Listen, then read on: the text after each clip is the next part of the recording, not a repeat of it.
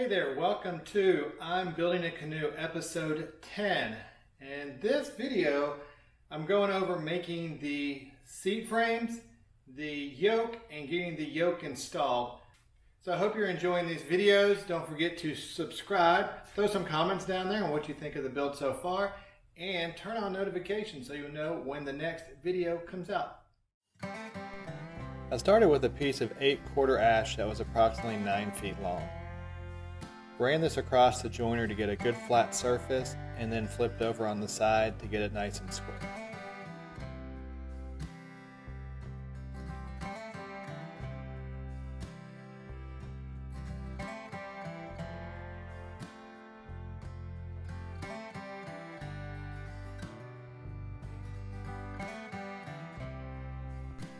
Next, I moved on to the planer to get down to the thickness I desired.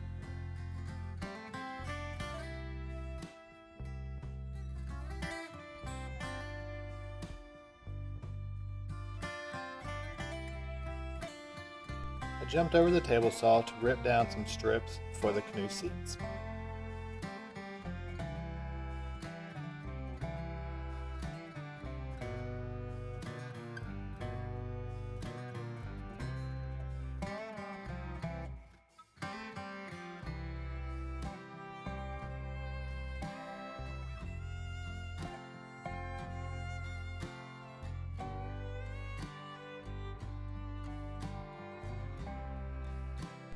With the strips to the right width and thickness, I could cut them down to length at the miter saw station.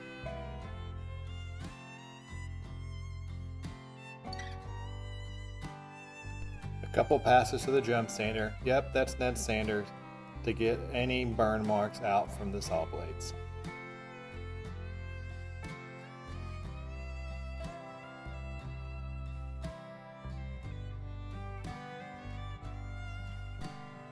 I did a rough layout for the seat so that I could mark for the Festool dominoes to hold these together.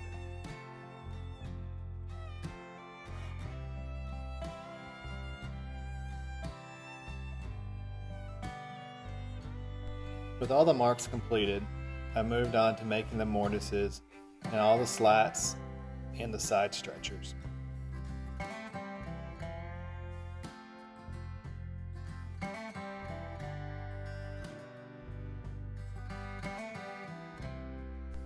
To permanently attach and seal these pieces, I'm using Total Boat's 2-part high-performance epoxy once again.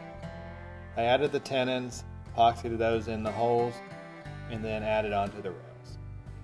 Clamp these to dry and keep them nice and square. I also repeated this for the second seat.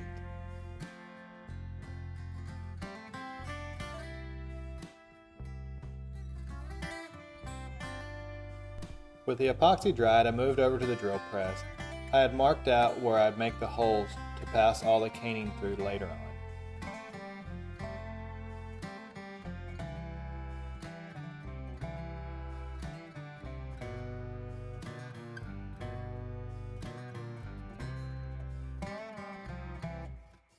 Then using a countersink bit, I hit all the holes to round over the edges.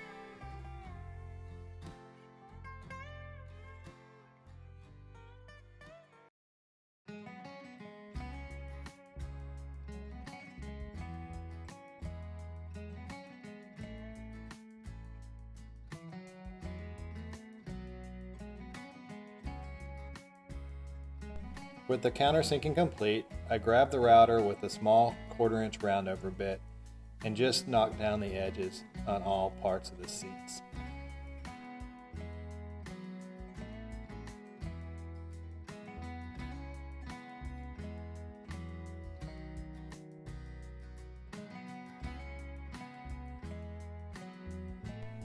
I now moved on to working on the yoke. I found this plan on Ash's Stillwater boats. I'll put a link below and printed that out. This gave me a good reference point for this part of the project.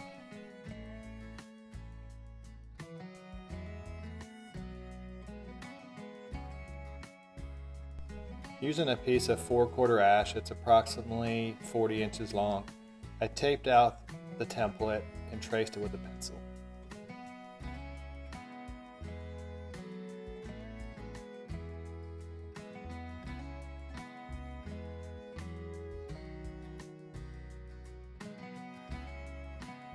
This plan has you use a drill bit and cut out a center section to alleviate any pressure on your spine.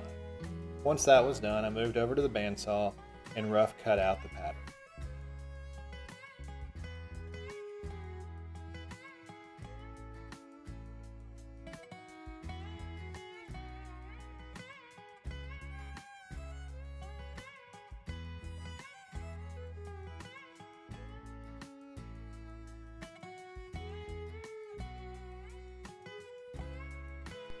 With the rough shape of the yoke done, I now moved on to using a spoke shape to dial this in. I want to take off as much material as possible to lighten the weight without losing the strength needed to carry the canoe.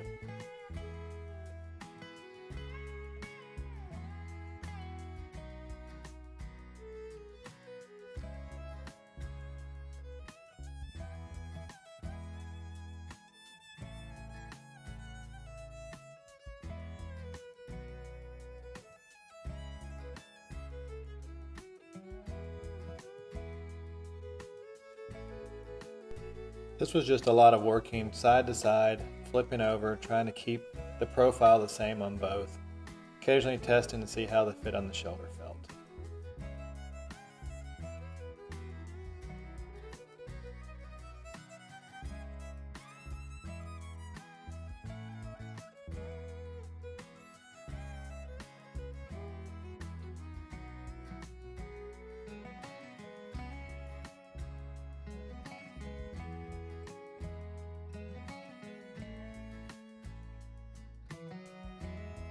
Once I was happy with that shape, I grabbed the sander, starting with an 80 grit to just smooth out any roughness, and then moved up to a 120 grit to get it nice and smooth.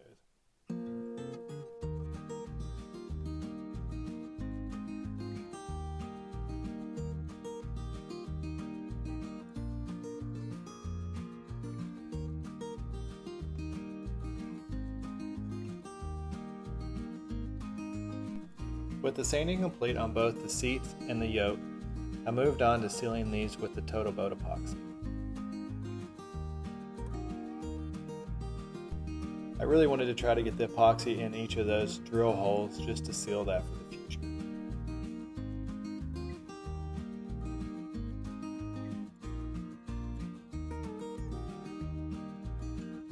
The simple solution to hang these to dry was adding a little hook on the ends. Those will get cut off later anyways when I cut them down to the right width for the canoe. And did the same thing for the yoke as well.